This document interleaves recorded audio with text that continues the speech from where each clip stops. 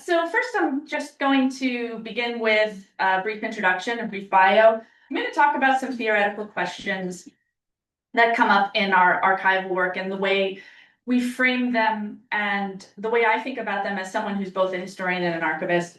I'm going to talk about sort of archival workflows, particularly for those folks who don't do hands-on archival work. So you can sort of get a sense of how we think about the big types of labor that's involved in preparing collections for use by researchers. And then some key takeaways that I'd like to leave with all of you as we move forward. So yeah, just briefly in terms of bio, as Maggie said, I am the head of archives and special collections at Baruch College. I am both an archivist and a historian. I have been working as an archivist for almost 20 years in a variety of different roles. And I also have a master's in American history from the beginning of my career, and now I've come to the GC to do my PhD work in American history. And my practice as an archivist and my work as a researcher throughout my career has modulated between both fields. Particularly, I have an interest in thinking through how archival collecting approaches reflect and are reflected by trends in historical scholarship. I like to work on historical memory, whose voices are captured and represented in the archival record, these kinds of questions. And so I'm going to start by putting a big quote, and I'm not going to read this whole thing, but I'm bringing up Michelle Caswell. Now, many of the archivists in the room are familiar with her work. She's a really prominent archival theorist who talks a lot about the ways humanities scholars and archivists talk past each other, right? And the way there is a full, mature body of archival scholarship that talks about and grapples with questions around the archive, right? Capturing voices in the historical record, gender and ethnic studies, all kinds of key themes. And I put this up here because in my work as someone who has modulated between both fields, I often find that historians are very accustomed as users of archives. Humanities scholars are very accustomed to using archives, but maybe don't engage with the theoretical underpinnings that archival thinkers have for doing this work. And to be fair, archivists don't always read humanities scholarship either, right? So I think it's important to kind of keep in mind that there is mature, thoughtful, engaged, and critical approaches to archival collecting and to how humanities scholars use archives. And I think I'd just like to speak up for more conversation across the divide, right? And if you haven't read this article, you should. It's a bit salty. It's great. Recommend. Okay. So I put this description up here. It's a definition of what archives actually are, according to the Society of American Archivists. So lots of scholars have, wait, oh, I skipped something. Okay, so what is this? What do we mean when we say archives?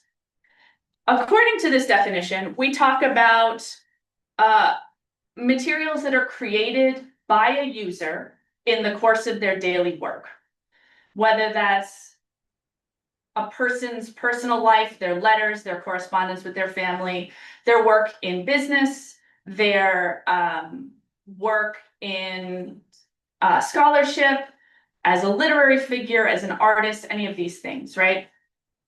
That then goes on to be flagged as relevant for research and study in the future. It was not created for people to later use for research. It was created because that's what they were creating in their work. So the example that I like to say is like, imagine your desk and it has all sorts of paper in it and it has your notes and it has your shopping lists and it has memos and whatever else. All that stuff is flagged as relevance for scholars later.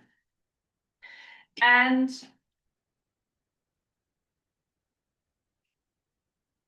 hold on, I'm jumping around. Okay. I think this is an important definition to put up because this is different than a subject collection that's been created for research. So if you are a scholar who has done a lot of research on any topic, let's say the US Civil War, and you've visited a bunch of archives and you've photographed a bunch of letters and a bunch of census documents and whatever it is, and you've created a research collection for your own work. This is a research collection, and it's an archive about you and your research, but it's not an archival collection about the Civil War per se, right? And so this is a distinction that comes up often when people are generating subject collections in terms of their own work now, when it comes to curating, right? People do a lot of work in their research now about curating materials, putting materials together for their own research, whether that's digital materials, whether that's print materials. According to this definition, that is your archive. That is not an archive on that subject. Why does this matter? Because it has to do with how we think about collecting, right? If we're collecting a curated collection of material that is owned by a variety of other people, and you want to turn that over to us as a research collection, there are different sort of ownership and copyright limitations around what that looks like as it's transferred to us than if it were your own things that you created, your own work in your own voice. There are different rules and regulations around that. And so I use that as an example for something to think about why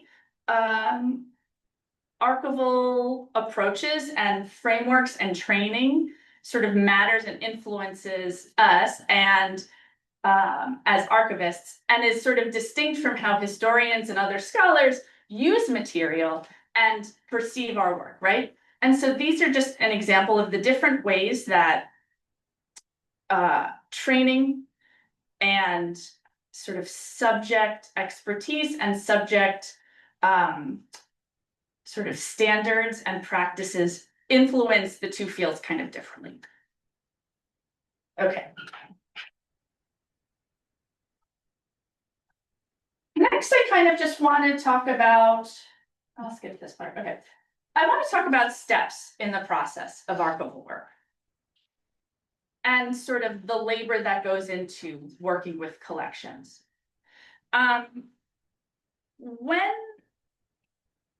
When researchers use archival material, it comes to them in various formats, right?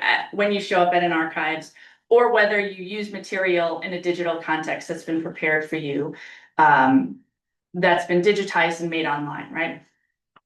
There's a lot of behind the scenes work that goes into packaging that material for a researcher that I think it's important and valuable to illuminate, just because all of the labor that goes into that has decision points that reflect human practice and influence the historical record as we know it, right? Every step in this process is derived from archival training and also individual decision making. And that all shapes what we know as the historical record and the work that scholars are able to generate from that, right? So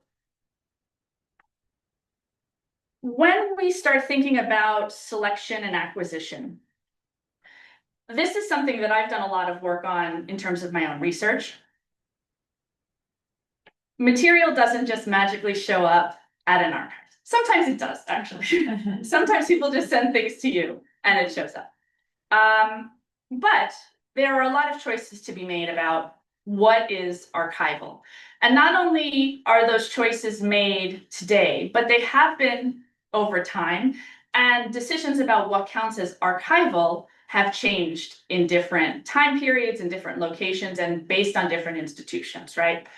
What might be relevant to collect at a major university would look different than a small historical society in a small town, would look different than a community archives. What is archival might look different in 1955 than it does in 1985 than it does today, right? Whose voices count? I mean, you can trace in the archival literature when it became important to document women, right? Like, it's very clear that there are changes in this work. And so there are resource biases here and personal biases here. Archives are typically quite underfunded, right? And so if as I'll point out, this is resource intensive work, if you have limited resources about what you can support, you as the archivist have to make choices about what goes in your archive and what doesn't go in your archive, right? And those can be based on how much of an activist are you personally? What is your institutional mission? Do you have a say over your institutional mission, or is it handed down to you? Any number of factors, right? That can lead to the skewing of the historical record. And then when a researcher comes along in 50 years' time, like, where are the folks of color in this collection? Well, let's think about why some records have survived and some haven't. Once you have made a selection and a collection has arrived into your holdings, you have to process it. Sometimes it's hundreds of boxes. Sometimes it looks like this. You know, this is a real box that I've gotten. You know, sometimes it is folded neatly when it arrives to you. A lot of times it's like this. Yeah. So you have to make decisions about, is this garbage, first of all? What is it? Can I impose an order that makes it legible to researchers? And if so, what order do I impose on it, right? You have to figure out how to organize things. And then you have to describe it in such a way that it is findable. There are archival standards about that deal with hierarchical description. If you try to make a bibliographic record for each page in this box, you'd be there forever. And if you've got 100 of these boxes, you're not going to get anywhere. So you have to do it in groups. And this is the way archival practice works. Now, is it flawless? No. I mean, many of us have encountered really hard to use descriptive instruments, right? But this is the sort of standard way to describe things in a group so that we can at least get some description available to folks. We try and use standardized subject headings from thesauri like Library of Congress and other sources. So this then, once you've done this kind of work, you might want to consider digitizing some of this, right? And as anybody who has taken images or scans of anything knows, that's quite slow and time consuming. And when we scan something, it's still scanning every page. We have some ways to make that faster, but it's still not that fast, right? So imagine all of this is in folders, and then you sit down to scan each page one at a time, right? Then you have to quality control it, proof it, run it through software that allows you to make it keyword searchable if it's print-based, right? And then put it in some kind of system that makes it available to researchers, right? So you get the idea. This, again, highly labor intensive. And I think that because all of us are users of online receivers of content, it's very easy to imagine that anything that exists has been digitized and placed online and made searchable. But as soon as we stop to think about the labor involved in that, we realize, wait, that would be impossible. It would be impossible to get there. Then, you know, you have to figure out how to satisfy preservation concerns about this physical media, right? You have to store it properly.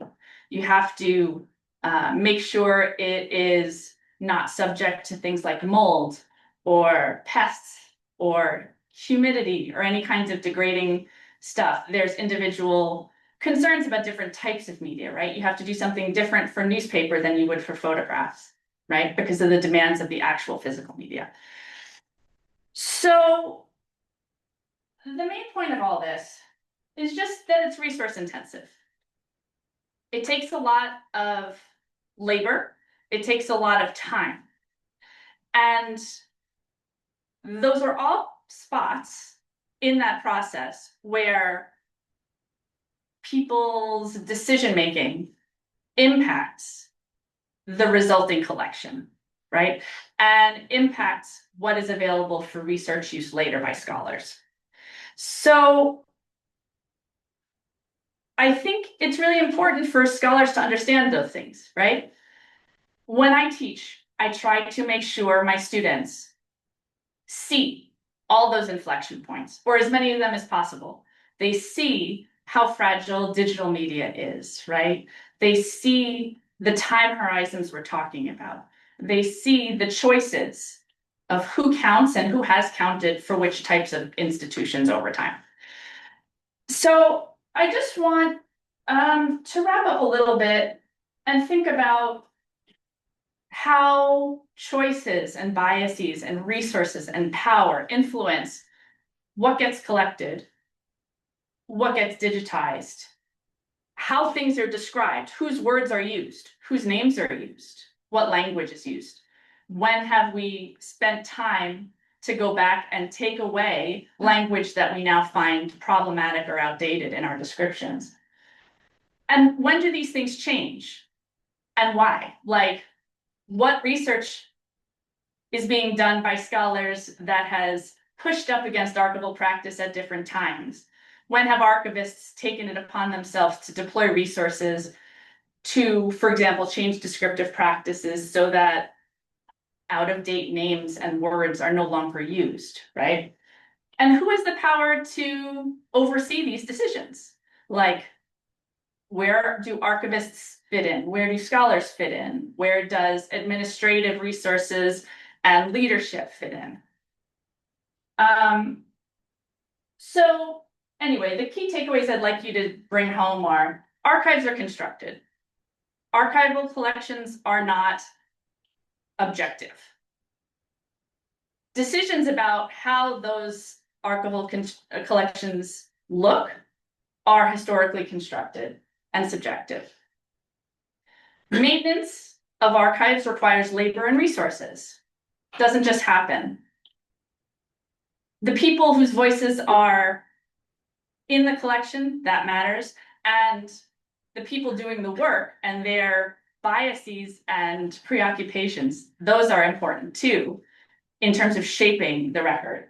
And then lastly, the way the material is presented, whether it's the description, the digitization, how things are juxtaposed against each other, that all influences how we do our work as scholars. All right, thank you.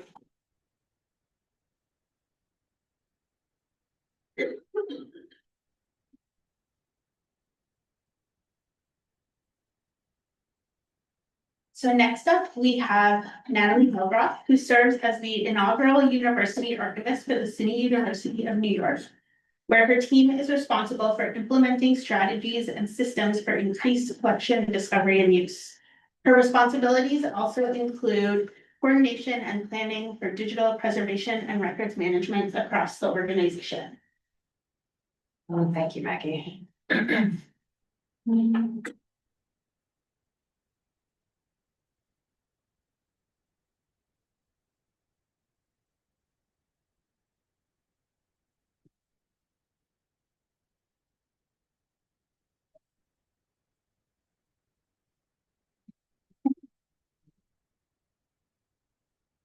Thank you. I think that I can do this. Hi,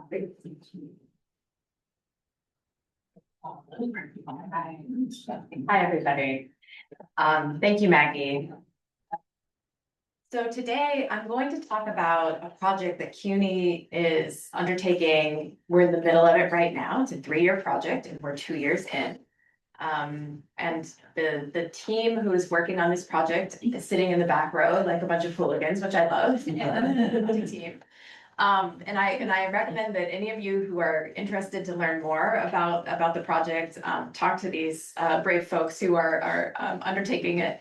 As Maggie mentioned, I'm the university archivist for CUNY. This is strangely not a permanent role, but something that CUNY is experimenting with for 3 years. And we're doing some work to make a case for why there needs to be centrally placed archivists who are thinking about not the archives at one campus, but all of the archives at CUNY. And so today I'm going to be talking to you about the work that we've been doing in that regard. So the project is called the Cultivating Archives and Institutional Memory Project. 2 of the authors of the grant proposal that Mellon funded are actually sitting in the front row, Roxanne and Jessica. And I think that it's really critically important that the project was conceived of by archivists. And you can really feel it when you are looking at the objectives that are in the project, because they are both ambitious but also based in reality, and they're based in the real life priorities and needs of archives across CUNY. So these are people who know their colleagues, they know their own collections, and they know what CUNY needs most in support of archives. So we are based out of the Office of Library Services, which is an office that provides services to all libraries across CUNY. So they're doing things like procuring research databases. They're helping out with technical support for the catalog of books that's at each campus. And now they also, because of us, have an archives team who is thinking about the needs of the archival collections and the archivists who are working at the many different archives across the university. So that working? It's not advancing. Oh, I'm so glad they said so. So yeah, okay, great. So our mission is really threefold. First, it's to explore the extent of collections across CUNY. So before this project, it wasn't really known what the holdings were, how big they were, how much archival stuff does CUNY have? We now have answers to that, both digital and physical. Secondly, the mission is to have unified systems for managing those collections, and then also for making them available to researchers. And then third, to just spread the word about these collections, increase their use, make them easier for people to find both online and in person. So thinking about access. And then, you know, in the 3 years of the grants, the first year was really focused on gathering. So gathering information mostly, and then also gathering people. You know, there's just organizationally, people who are working as archivists are very in touch with the people who are their colleagues in their library, their colleagues on their campus. But because the Office of Library Services has not previously brought all of the archivists together, there haven't been a lot of opportunities for archivists across the university to be a really strong community of best practice and help each other. And there is amazing expertise amongst this group of archivists who are working across CUNY, and people who really specialize and know about, you know, different things that can support each other. And so having an opportunity to bring folks together has been really exciting because they are a wonderful support for each other. So in year 2, we're really unifying. So again, talking about implementing systems that are going to unify practices. And then in the 3rd year, really reporting out our findings, reporting back internally and upwards at CUNY about what is needed for support that was not known before. So the project team, as I mentioned, you know, there are those of us who are project employees. We have some really wonderful graduate students and recent graduates of the Queen's College library program that are part of our team. And then we have our 4 advisors who are all professional archivists working at different CUNY campuses. So these project goals I'm going to take you through just briefly. The first goal, and this was really the big thing that we were doing in the first 2 years of the project, is this figuring out the extent of CUNY collections. So this involved a physical survey, and when you are learning about archival practice, that is a very typical first step that an archivist will undertake when they start work with new collections, especially that aren't well organized. You have to just first inventory and see what you have before you can start making critical decisions.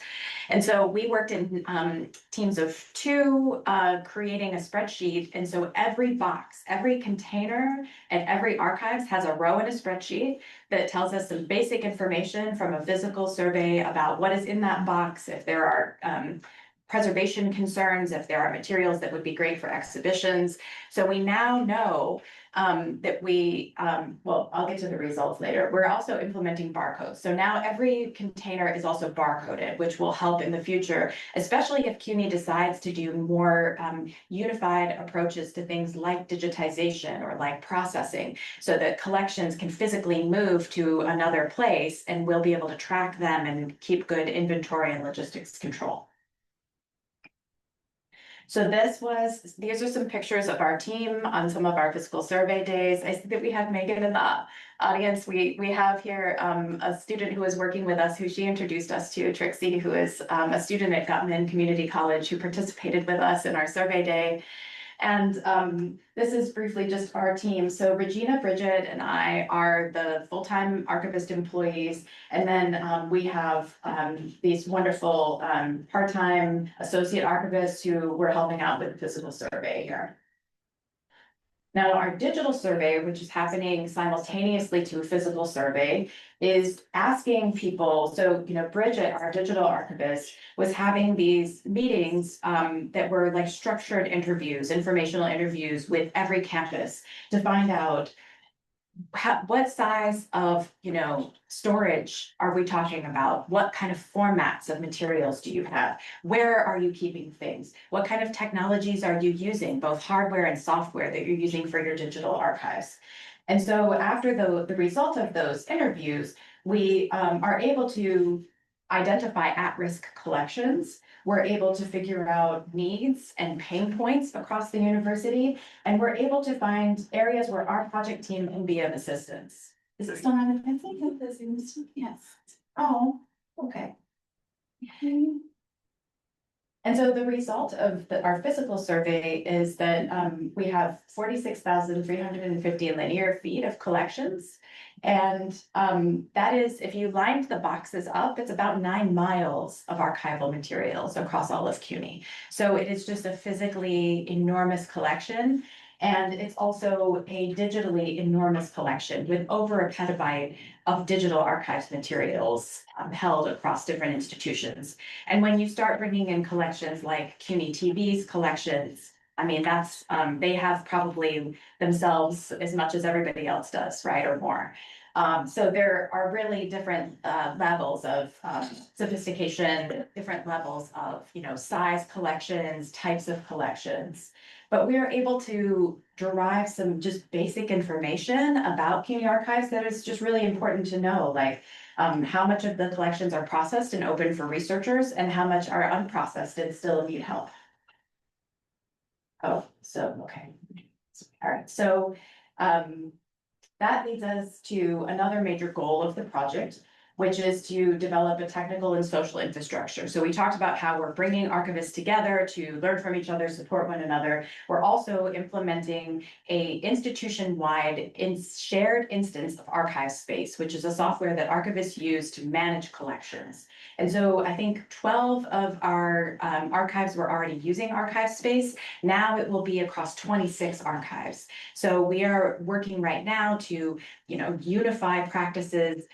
Regina on our team is leading a governance group, and they are figuring out how they want to together administer a shared instance of archive space, which involves a lot of kind of in the weeds decisions and decisions about how to handle those, kind of tricky governance questions that come up. We're also implementing JSTOR across all campuses. And so some campuses were already using it. We have implemented a kind of maturity model for our JSTOR instances, saying, okay, here is the kind of least developed least sophisticated use of JSTOR is just having a login, but not really putting anything on there. And then here we have the most mature kind of use of JSTOR, where we have people who are like multiple users, they have a certain number of records up, they're, you know, robustly using it. And so we've figured out kind of where everybody is, and we're trying to move each instance up to a more mature level of usage. We're also gathering people's policies and procedures, trying to have them all just digitally in one place so that they're easy reference for everyone, and then implementing a CUNY Central set of policies and procedures that can be used in the setup of the CUNY Central archives.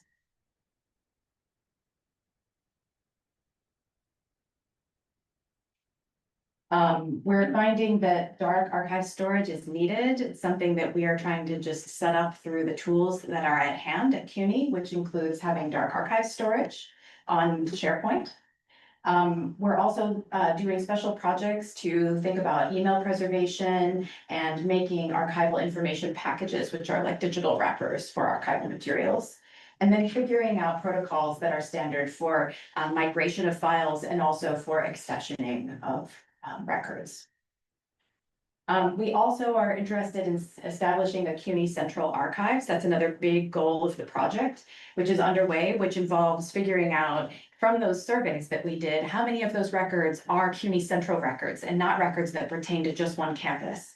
And so we now have an idea of what is the extent of CUNY Central archives that already exists. And then also figuring out where is there inactive record storage, things that have not been accessioned into archives, but that are in fact records of CUNY Central activities. Where are those physically stored? Where can they move?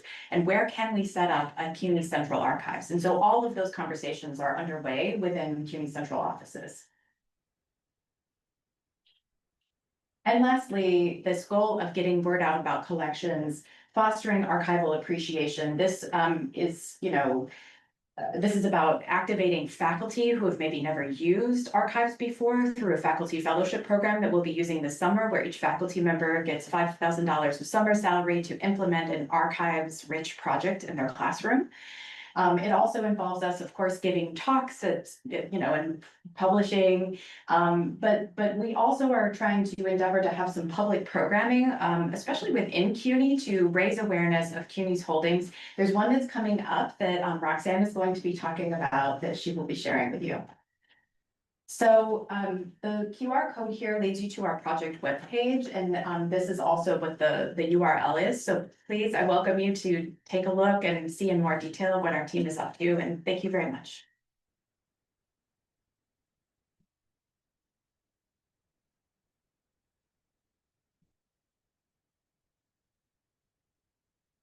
All right, so our final presentation will be from Roxanne Shirazi, who is an associate professor and head of archives and special collections at the Minerals Library of the CUNY Graduate Center, where she also oversees the dissertation office. Since 2022, Roxanne has served as project director for the CUNY Digital History Archive.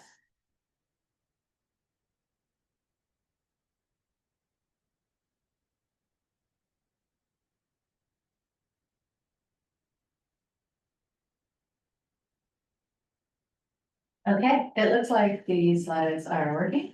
Hopefully they'll advance. Great, thank you. So yes, I'm Roxanne Shirazi. I'm here at the Graduate Center. I'm going to be talking about using archives. So it's a little bit not exactly what it means to steward collections. This is a joke of my own as a librarian, because the librarians in the room and on the Zoom would be familiar with the 5 laws of library science by Ram Benetton. The first of which is that books are for use. And this was, you know, I think 1931, a kind of evolution in library practice that was moving from having books chained to bookshelves because they were to be preserved and guarded and kept away from use. So I have now just flipped that to archives are for use, but I did want to begin by thinking a little bit about why that kind of thinking wouldn't move into the archival world. I mean, it is there in archives. I think Jessica actually talked a lot about the Jessica's presentation gave a lot of background there. Let me just move ahead.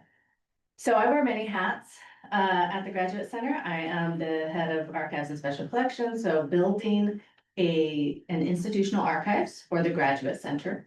Is it not going? I just want to minimize that. Oh. Good idea. Let's move it.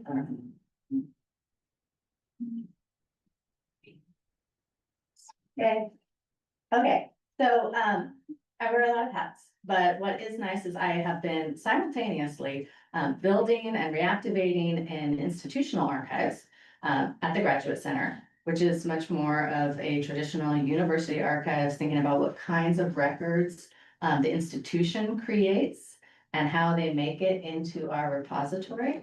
And I'm going to go through this in detail. But I've also been working as the project director for the CUNY Digital History Archive. My presentation, I'm going to assume that many of you are already familiar with that. If you can go to the website and check it out. But it is really more of a community archives that I have been calling a counter-institutional archives. So the two of them are like two different sides of a coin and capturing the history of an institution as large and complex as CUNY. So the hat that I wear with the Graduate Center Archives, as a traditional archives, I think that, Jessica talked about archival theory. We foreground a lot of our practices around authenticity and archives as evidence, because if you think about all of the institutional records that say are at the Graduate Center, as a public institution, these are public records that we have statutory, regulatory, legal obligations to preserve them and make them available to the public. So a lot of our practices are not about, hey, remix, use them, have at it, right? Come in and do whatever you want with them, because we are actually charged with keeping those responsibly protected and allowing them to, they are unique, but also the authenticity coming in as evidence, right? Also, we're documenting all activities of the institution. Again, I'm pointing at Jessica, who went through the different ways that we decide what all activities of an institution are. But it is very much a case of, oh, this office is shutting down, so here, take all their stuff, right? It's not, because we are an organizational archives, the university archives is charged with protecting all of those records.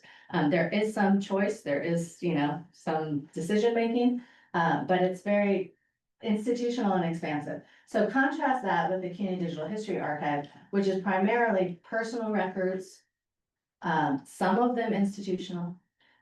The foregrounding of that project is very much about experiential narratives, context around the materials that are being shared.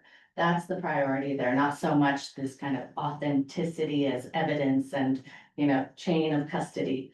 Although we do keep track of where things are from, of course. There is a focus on community ethics, and just to sum it up, they are curated collections. So again, Jessica's presentation explained a lot of that. I want to, because I wear many hats, and I could talk about archives for hours, so I'm really going to try and stay on track here. I'm already going too slow. But I did want to just take a moment to say I should do a whole other presentation about the Graduate Center archives, because there are really exciting things going on. With the Graduate Center, we received some very exciting funding from the New York City Council to establish an archive center here at the Grad Center and a digital archives lab to really advance the work. And so there's a lot going on, but I did want to just give a very brief overview, show some highlights. We are about 421 linear feet and growing. We are housed in a temporary location after having moved out of the sea level of our library space in 2015, the area that is soon to be opened as a working space, but it was not great for archives, so they have been temporarily in another location in the library. We're actively digitizing, but as Jessica said, that takes a lot of effort afterwards, so we're scanning, and now we have to actually process all those scans and make them available. It's primarily administrative records, campus publications, some photographs. It's not to say that it's so boring. This is a picture of one of our student newspapers from 1971. If you are here at the Graduate Center, you'd be like, wow, we have student newspapers. Like, who knew? You've heard of the Advocate maybe, but there are quite a few publications, and I could even go in and say publications are not technically archives of the institution, but they are sort of official publications. And it is something that we are prioritizing with digitization. The Graduate Center also recently, kind of as we restarted this archival program, in 2023, we acquired the records of the Center for LGBTQ Studies.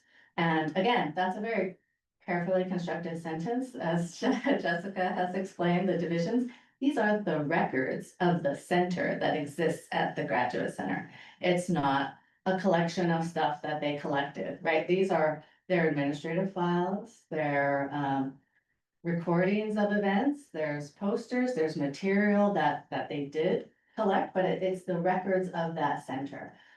We have posters, as I said, board minutes, administrative files, I keep saying this administrative file, because it is a very exciting collection. We have recordings of their events, but really what is interesting, and I actually have a researcher who's been using it all this month, and she is thrilled to be reading these board minutes from 1996, which otherwise that's very dry, boring, but like this is what's exciting to her as a researcher. So again, balancing that what is visual and exciting in a digital space is maybe not what excites researchers who are doing the study, and just want to mention that. Okay, I'm already over time.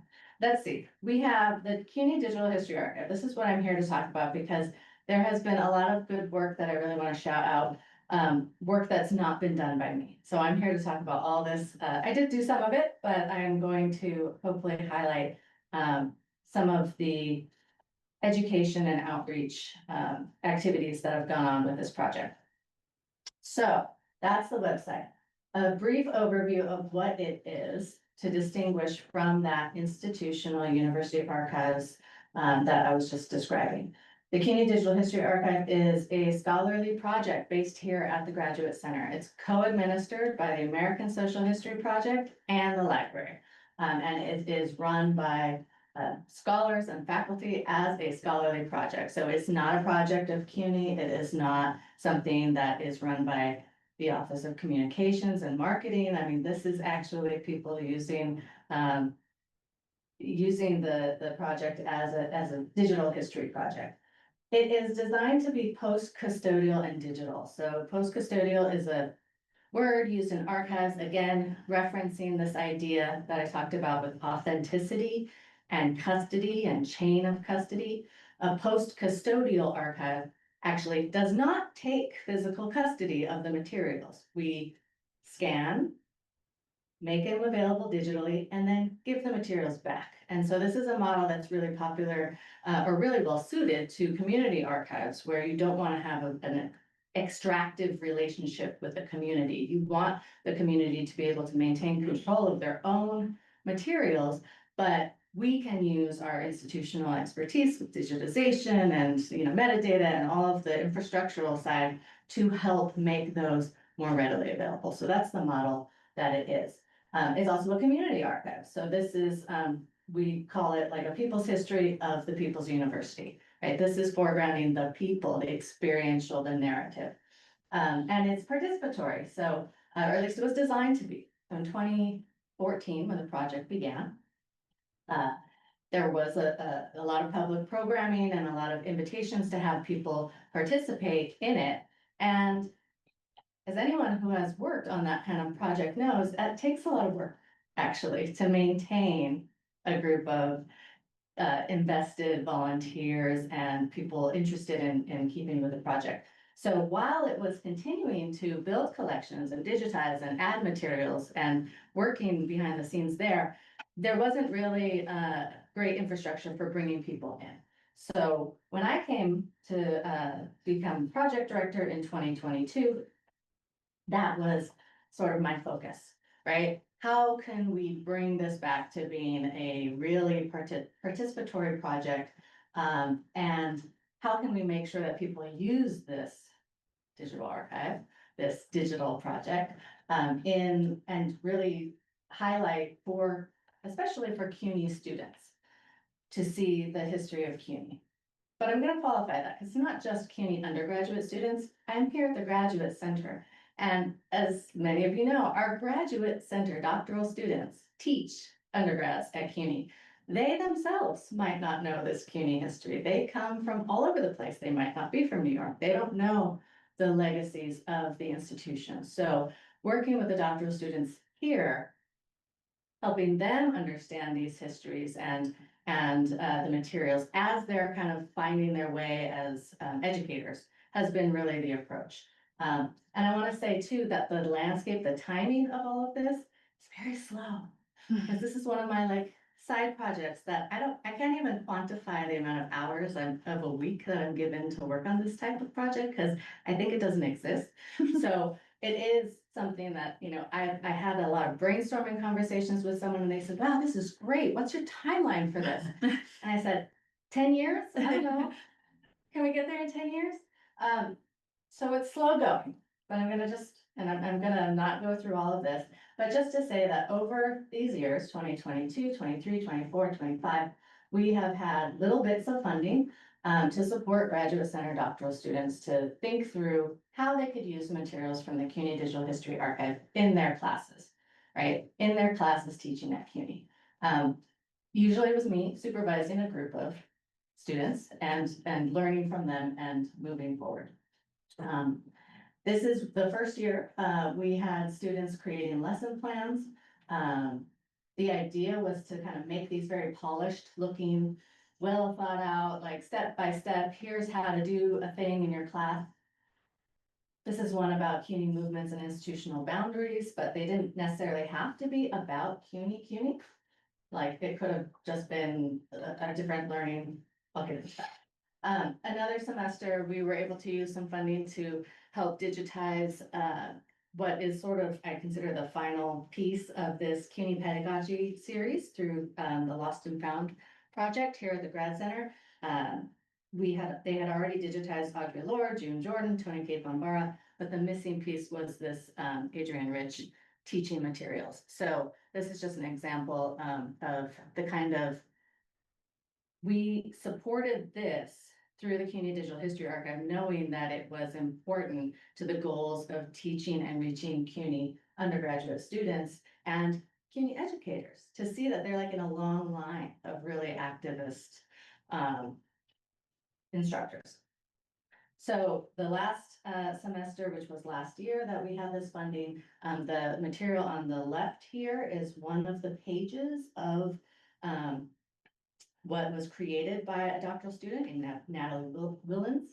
And some of the other items are items that were just used in other work by those students. You're seeing a theme about freedom dreaming. What is freedom here, right? Free people, free schools, power, right? All of this is very exciting to students when they see the materials that are in the CUNY Digital History Archive.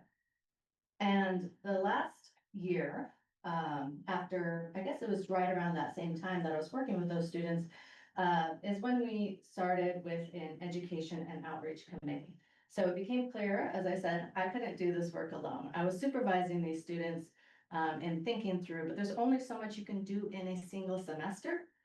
And there's only so much that we can do when that single semester also involves everything else going on in the world, right? There is a lot happening over these last few years for people who are interested in this. So without regular funding for the project, we developed a committee structure and issued a call for participation to really formalize volunteer involvement. And this is where I wanted to shout out the Education and Outreach Committee. It's one of our 3 committees that we have for the project now. And they've really hit the ground running on this work. They were excited to move ahead. So I want to say Francine Almash, Maxine Krenzel, Jeannie Pye, Coco Reed, Jen Hoyer, Dorian Onifer, Jenna Queenan, and Jonathan Thayer have really, as I said, hit the ground running. So this past academic year in August, we had a pre-semester workshop Again, totally organized by them. I did not do anything except show up and speak and introduce the project. It was beautiful, but it was actually very well attended. Lots of people interested in thinking through how to teach with CUNY archives. We also had a second workshop in January at the City Tech Library. We've also done some mid-semester workshops with the Teaching and Learning Center here at the Graduate Center. There's actually one coming up at the end of this month. But this is really about designing lesson plans and workshopping assignments in community. So it's kind of scaling up that, like, those trials that I did where I had 3 doctoral students reporting to me, thinking about how to make lessons. And we now have workshops through the Teaching and Learning Center where we can all do that together, right? And share ideas. This is an example slide from one of those workshops, right? What happens at these workshops that we do? Typically, the first half would be going through a history of the project, explaining how to use it, how to navigate, highlighting some different collections. And then the second half is really like workshopping, getting into small groups, sharing out, that sort of thing. Another example that we focus on is how to incorporate primary sources into the classroom in general. And I did want to shout out specifically Jen Hoyer at the City Tech Library, who is, as I said, a member of the Education and Outreach Committee and has tons of experience incorporating primary sources into the classroom. She's published on it, is very active in something called the TPS Collective. So thinking through not just how do we share the content of CUNY history, but also how do we, build skills around using primary sources, how to read a primary source without reading it. Because what we keep hearing from faculty and instructors is my students don't read. They won't read outside of class. I can't expect them to read this entire thing. So like figuring out how you can still read a document without actually reading it. Is one of the things they went through. Again, what can students learn?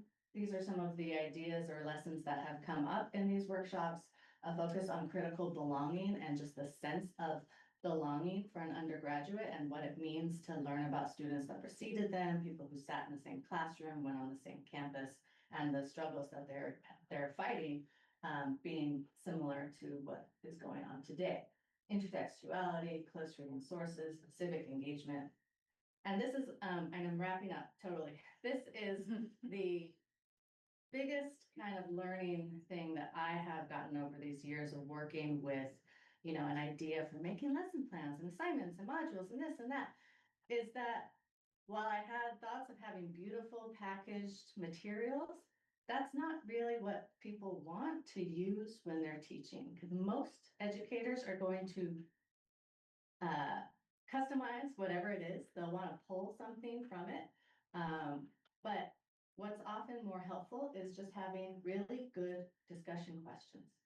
So what we struggled with is, well, how do we make this look splashy and fun and exciting? And really, it's like, here's 3 items, here's some questions. Like it's like a Word document. It's not something that needs to be so involved. So these are some of the sample questions that have come up in various lessons. And I'm closing by saying that you really, the lesson learned is that this is really about cultivating a community of people who want to teach with CUNY archives, who want to teach CUNY history, who want to share these stories with their students. And it's not about kind of like dumping a bunch of lesson plans or assignments or, also recognizing that there are a lot of hostile actors out there right now. When you put a step-by-step classroom assignment on the internet, it may or may not be picked up by someone who wants to reuse it for good. They may want to highlight how you're teaching in your classroom, and that is a little bit scary for people. So building community where we share with each other and have traces for that. So I'm closing now by saying that there's a lot of exciting work around meeting people and building community. People who want to learn about CUNY history. There's 2 events coming up. One is another assignment workshop, as I mentioned, at the Graduate Center. And then this is the other large event we have. I did not plan this. I am just, the CUNY Digital History Archive is one of the co-sponsors. This is really coming out of the project Natalie discussed and the associate archivist who came across a lot of materials about the first Red Scare at CUNY, the first round of McCarthyism. And they wanted to do a bunch of programming around it. There's a research guide they created.